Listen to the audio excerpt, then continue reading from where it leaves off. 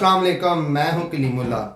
आज हम बात करेंगे तुर्की में कॉफ़ी बिजनेस कैसे किया जा सकता है, इसका तरीकाकार क्या है। हमारे साथ हैं अली अकबर साहब। अस्सलाम वालेकुम सर, क्या हाल है? वालेकुम अस्सलाम कलीमुल्ला। मैं ठीक हूँ, आपका क्या हाल है? अल्हम्दुलिल्लाह सर, मैं भी ठीक हूँ।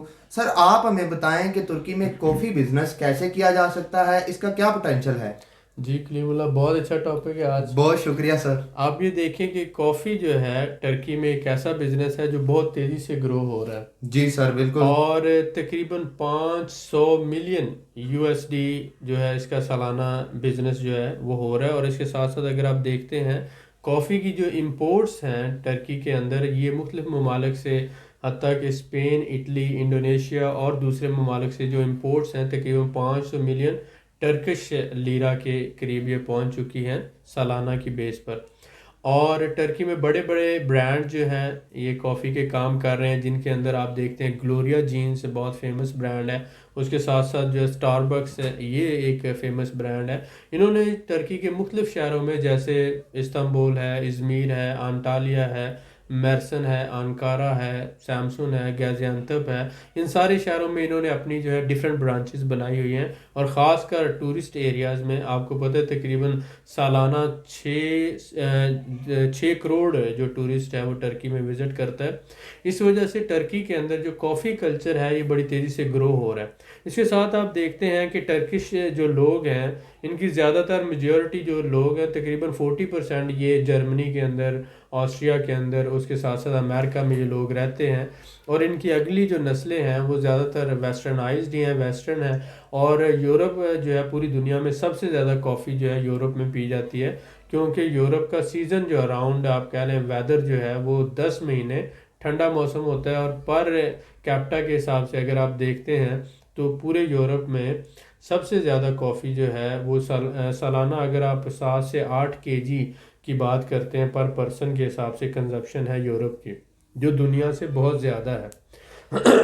जैसे हम ये देखते हैं इंडिया पाकिस्तान में चाय बहुत ज़्यादा पी जाती है, तो इसी तरह से जो है सर्दी के मौसम में हम लोग बहुत ज़्यादा 2 दफ़ा 3 दफ़ा चाय इस्तेमाल करते हैं। और ऑफिस में भी चाय का रुझान है। इसी तरह पूरे यूरोप के अंदर जो है कॉफ़ी का रुझान है, वो लोग कॉफ़ी पीते हैं। तो जब आप समझें कि अगर पाकिस्तान और इंडिया में चाय का बिजनेस जो है तकरीबन पाकिस्तान में 4 अरब की चाय ही पी ली गई, आप इस बात को समझते हैं। तो ये श्रीलंका से हम इंपोर्ट करते हैं, उसके अलावा कीनिया से इंपोर्ट करते हैं, इंडोनेशिया से इंपोर्ट करते हैं। तो बिल्कुल यही रुझान, जैसे हमें चाय हम पीते हैं सर्दी में, इसी तरह से यूरोप में कॉफ़ी पी जाती है। तो क्योंकि टर्की का कुछ हिस्सा यूरोपियन है और उसके साथ साथ उसकी पॉपुलेशन भी जो है बहुत ज़्यादा, जैसे मैंने बताया 40% जो लोग हैं टर्की के नेशनल, उनके पास डुअल नेशनलिटी है, वो यूरोप में भी रहते हैं। और इसके साथ साथ तकरीबन आप समझ लें कि 6 करोड़ टूरिस्ट सालाना आते हैं। तो इस वजह से टर्की में जो कॉफ़ी बिजनेस है बड़ी तेज़ी से ग्रो कर रहा है। अब कॉफ़ी बिजनेस की भी तो टाइप्स है ना। अब उसमें देखें कि एक होता है कि आप कॉफ़ी होलसेल कर रहे हैं, जी सर। तो इसमें ग्रीन बीन्स आ जाते हैं, ग्राउंडेड बीन्स आ जाते हैं, रोस्टेड बीन्स आ जाते हैं। ये एक बिजनेस है। दूसरा है कॉफ़ी शॉप बनाने का बिजनेस। जी सर तीसरा बिल्कुल। आप उसकी रिटेल करते हैं या होलसेल करते हैं, ट्रेडिंग करते हैं। जी सर। तो ये डिफरेंट टाइप्स हैं बिजनेस के। आप किस टाइप में इन्वॉल्व होना चाहते हैं? आप कॉफ़ी शॉप बनाना चाहते हैं, या आप कॉफ़ी इंपोर्ट करके उसका एक ब्रांड बनाकर आप होलसेल करना चाहते हैं, जी सर। या आप 3 in 1 कॉफ़ी बनाना चाहते हैं जिसमें पाउडर मिल्क होता है, कॉफ़ी होता है, शुगर होता है, मिक्स आप साशे सेल करना चाहते हैं। जी सर बिल्कुल। लेकिन आप किसी भी फॉर्म में बिजनेस करें तो टर्की में आप ये समझ लें कि बहुत तेज़ी से कॉफ़ी का बिजनेस ग्रो कर रहा है। और कॉफ़ी की जो डिफरेंट टाइप्स हैं इसके इंशाल्लाह हम आपको डिटेल में बताएंगे इस वीडियो में। जी सर बहुत शुक्रिया। सर मैं आपसे जानना ही चाहूँगा कि आप हमें बताएं कि कॉफ़ी की कौन कौन सी टाइप्स हैं। जी, आप ये देखें कि कॉफ़ी की जो इसमें 2 टाइप्स जो है पूरी दुनिया में बहुत ज़्यादा फेमस हैं। जी जैसे सर। चावल की 2 टाइप्स है ना, बासमती चावल है और नॉन बासमती है। जी सर। तो इसी तरह कॉफ़ी की जो 2 टाइप्स हैं बहुत फेमस हैं। एक तो अरेबिका है और दूसरी है रोबुस्टा। अरेबिका जो है वो आप समझ लें जिस तरह बासमती चावल महंगा होता है, अच्छा होता है, टेस्टी होता है, उसी तरह से अरेबिका कॉफ़ी भी बहुत अच्छी होती है और टेस्टी होती है और महंगी होती है। और रोबुस्टा जो कॉफ़ी है वो सस्ती होती है और एज़ कम्पेयर टू अरेबिका की निस्बत उसकी प्राइस हाफ़ होती है। जब अरेबिका और रोबुस्टा दो डिफरेंट टाइप्स हैं, इनको मिक्स करके डिफरेंट कंपनीज जो अपने ब्रांड बनाती हैं। इसके आगे प्रोसेसिंग कैसे होती है कि अरेबिका और रोबुस्टा कॉफ़ी जो ली जाती है, ये ग्रीन बीन्स होते हैं इसके, यानी गंदम के दाने से बड़े होते हैं, लोबिया की तरह के आप समझ लें ये होते हैं। तो इन बीन्स को रोस्ट किया जाता है, इनको फिर रोस्ट करके ब्राउन जो है कॉफ़ी जब तैयार होती है तो रोस्टिंग के बाद फिर इनकी ग्राइंडिंग होती है, थर्ड स्टेज पाउडर बनती है। तो ग्रीन बीन्स से रोस्टेड बीन्स बनते हैं, रोस्टेड बीन्स को आगे ग्राइंड करके पाउडर बनाया जाता है, और उस पाउडर की फिर आगे कॉफ़ी मशीन के अंदर उसको हीट अप करके उससे कॉफ़ी जो है मेल्ट करके आगे कॉफ़ी जो है तैयार होती है। तो उसमें फिर आगे कॉफ़ी में कितनी मिकदार है मिल्क की, तो उस हिसाब से उसकी टाइप बनती है। जैसे कैपुचिनो है, इसके अंदर फोम भी आ जाता है, पाउडर भी आ जाता है, कॉफ़ी भी आ जाती है और मिल्क आ जाता है। इसी तरह से लाटे कॉफ़ी है, यानी जिसमें ज़्यादा दूध होता है उसे लाटे कॉफ़ी बोलते हैं। कैपुचिनो के अंदर फोम होता है, इस वजह से इसको जो है कॉफ़ी प्लस फोम मिक्सिंग करके बनाया जाता है। अमेरिकानो जो है ये प्योर कॉफ़ी होती है, इसमें मिल्क नहीं होता, दूध नहीं होता। तो इस तरह से ये डिफरेंट टाइप्स जो है, कैपुचिनो है, लाटे कॉफ़ी है, अमेरिकानो है और डिफरेंट, तो ये इन्हीं रोबुस्टा मेन टाइप तो वही है, अरेबिका और रोबुस्टा।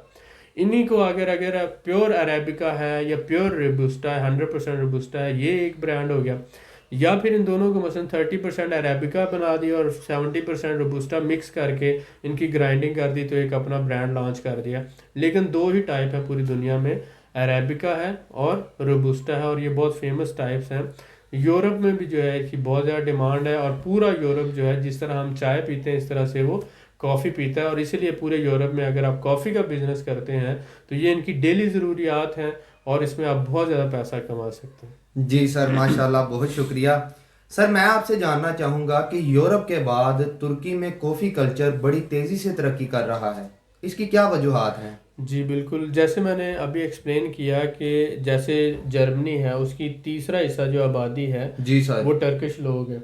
जी जी। इस तरह ऑस्ट्रिया में भी जो है वो यही हाल है कि तीसरा तीसरा हिस्सा जो आबादी का 33%, आप 35% की बात करें जी तो सर। ये टर्किश लोग हैं। इसी तरह से तकरीबन 10 लाख के करीब जो है टर्किश ये यूके में और कनाडा और अमेरिका में रहते हैं। जी सर, बिल्कुल तो ठीक है। जर्मनी है, ऑस्ट्रिया है, यूके है, कनाडा और अमेरिका है, और आप यूरोप के किसी भी कंट्री में जाएंगे तो वहाँ पर जो रेस्टोरेंट है आपको जी वो सर। टर्किश लोगों के नज़र आते हैं। तो इसका मतलब ये हुआ कि टर्किश जो बहुत ज़्यादा, जैसे हर मुल्क में पाकिस्तानी पाया जाता है, तो ऐसे जी सर, टर्किश भी बहुत से यूरोपियन और वेस्टर्नाइज कंट्रीज़ के अंदर बिल्कुल जो ठीक हो। टर्किश जो है बहुत इस्टेब्लिश्ड है। जी सर। और आगे उनकी जितनी भी नस्लें हैं क्योंकि वहीं के रहने वाले हैं, तो इस वजह से वो फिर उनमें एक कॉफ़ी कल्चर जो यूरोप के अंदर है, यूके में है, अमेरिका में है, तो वहाँ से उनमें भी आ गया। जी और सर, फिर वो बिल्कुल जब ठीक हो। माइग्रेट करके आते हैं टर्की, मूव करते हैं बिजनेस के सिलसिले में फैमिली को मिलने के लिए, तो इस तरह से ये कल्चर टर्की में भी ग्रो कर रहा है, एक तो टूरिस्ट से और एक दूसरा उनसे। तो ये दो वजूहात हैं जिस वजह से टर्की में पिछले आप समझ लें कि 10 सालों में हर साल तकरीबन 15% की रेशो से टर्किश कल्चर के अंदर आप कह रहे हैं कि ये जो कॉफ़ी है इसकी डिमांड बढ़ रही है। जबरदस्त है सर। 15% एनुअल के हिसाब से जो है बढ़ रही है, और बहुत बड़े बड़े जो हैं कॉफ़ी शॉप्स खुल रही हैं यहाँ पे बड़े शहरों में। जैसे मैंने बताया ग्लोरिया जीन्स हैं, इस तरह से मैंने बताया स्टारबक्स हैं, जैकब्स हैं, ये जो इनकी कॉफ़ी शॉप्स हैं बड़ी तेज़ी से खुल रही हैं टर्की के अंदर, और ये बिज़नेस जो है बड़ी तेज़ी से ग्रो कर रहा है। ये जितने भी कॉफ़ी ब्रांड्स होते हैं, ये जो कॉफ़ी आपसे ग्रीन कॉफ़ी लेते हैं और फिर उसको खुद रोस्ट करते हैं, और ख़ुद रोस्ट करके फ़्रेश कॉफ़ी जो है वो प्रोवाइड करते हैं। तो इसलिए आप जो है अपना या तो यूरोप के अंदर बिज़नेस करना चाहते हैं तो ग्रीन बीन से कर सकते हैं, टर्की में भी कर सकते हैं। ग्रीन बीन्स मोस्टली इंपोर्ट किए जाते हैं और उनको फिर बाद में रोस्ट करके पाउडर खुद बनाया जाता है और उसकी पैकिंग करके उसको सेल किया जाता है। ये होलसेल बिजनेस है कॉफ़ी का। और अगर आप कॉफ़ी शॉप बनाते हैं तो that is a separate type of business. जी सर, बिल्कुल, बहुत शुक्रिया। सर मैं आपसे जानना चाहूँगा कि दुनिया में कॉफ़ी के बड़े इंपोर्टर ममालिक कौन से हैं?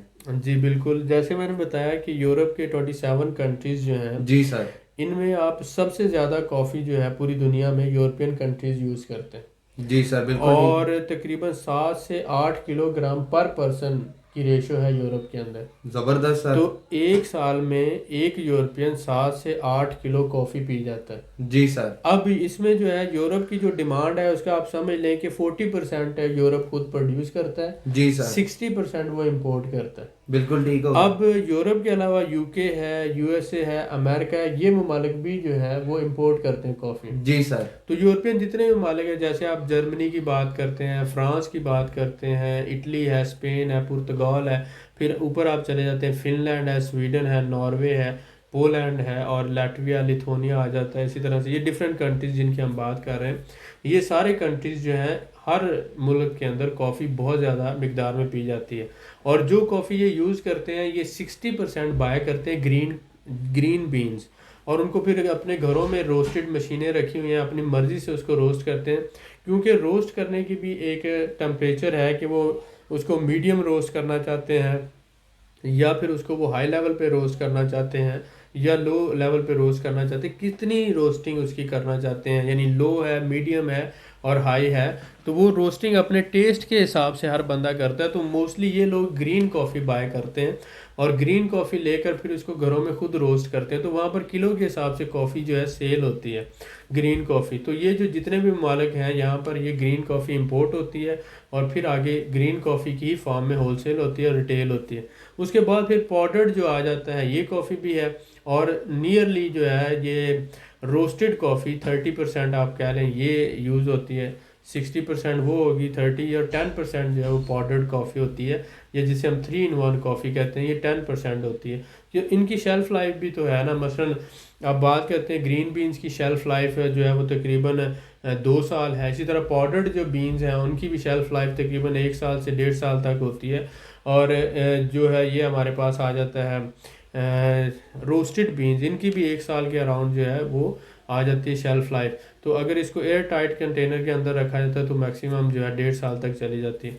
तो सबसे ज़्यादा शेल्फ़ लाइफ ग्रीन बीन्स की होती है, उसके बाद फिर रोस्टेड बीन्स हैं, उसके बाद पाउडर फॉर्म में आता है। तो इसी तरह से अगर आप इसकी ट्रेड करते हैं तो आप बहुत अच्छा मुनाफा कमा सकते हैं। तो मोस्टली जो यूरोपियन कंट्रीज़ हैं, यूके, कनाडा और अमेरिका, ये इम्पोर्टर्स हैं कॉफ़ी के। जी सर, बिल्कुल ठीक है, बहुत शुक्रिया। सर मैं आपसे जानना चाहूँगा कि दुनिया में कॉफ़ी के बड़े एक्सपोर्टर ममालिक कौन से हैं? जी बिल्कुल, जिसने बिजनेस करना है कॉफ़ी का उसके लिए जानना बहुत ज़्यादा ज़रूरी है बिल्कुल सर। कि वो कहाँ से कॉफ़ी लेगा। तो सबसे ज़्यादा बड़े पैमाने पर जो कॉफ़ी प्रोड्यूस करते हैं और एक्सपोर्ट करते हैं उनमें ब्राज़ील आ जाता है पहले नंबर पर, और उसके बाद दूसरे नंबर पर वियतनाम है, तीसरे नंबर पर कोलंबिया है, और उसके बाद फिर स्विट्ज़रलैंड है। फिर इसी तरह से जर्मनी भी एक्सपोर्ट करता है और दूसरे कंट्रीज़ को प्रोवाइड करता है, इटली है, और उसके बाद इंडोनेशिया, और इसी तरह से इंडोनेशिया के बाद युगांडा है और पेरू है। तो अगर हम बात करते हैं वियतनाम और इंडोनेशिया, ये एशियन कंट्रीज़ हैं, और उसके साथ साथ फ़िलिपाइन भी कुछ मकदार में एक्सपोर्ट करता है। लेकिन वियतनाम और इंडोनेशिया की कॉफ़ी जो है पूरी दुनिया में बहुत फेमस है। उसके बाद फिर आप ब्राज़ील की बात करते हैं, ब्राज़ील और यूरोपियन कंट्रीज़ में जर्मनी है, स्विट्ज़रलैंड है, इटली है, ये जो है काफ़ी मकदार में कॉफ़ी प्रोड्यूस करते हैं, और पुर्तगाल भी। लेकिन जब हम बात करेंगे यूरोप में इंपोर्ट करने की तो मोस्टली ब्राज़ील से होगी, वियतनाम से होगी, या फिर इंडोनेशिया से। ये तीन जो हैं वो बहुत फेमस मार्केट्स हैं जहाँ से कॉफ़ी जो है इंपोर्ट होती है, या फिर इसी तरह से पेरू से जो है बहुत ज़्यादा मकदार में कॉफ़ी इंपोर्ट होती है यूरोप में। तो बहुत जो अच्छा कॉम्पिटिटिव रेट है वो इंडोनेशिया का है, और उसके बाद वियतनाम है। इनकी कॉफ़ी पूरी दुनिया में फेमस है।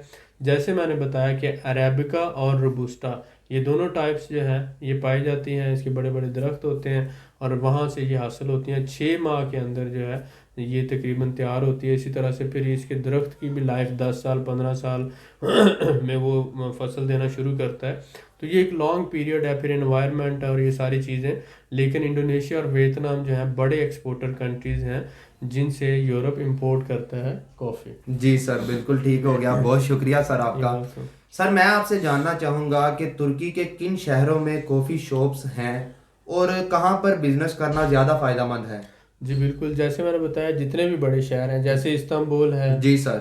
इज़मीर है, जी जी। अंटालिया है, मेर्सन है, गाजियान्तब है, अंकारा है, जी सर। उसके बाद फिर ट्राब्जोन आ जाता है, सैमसुन आ जाता है, ये बड़े शहर हैं। जी सर। और ये सारे ट्रेड हब हैं।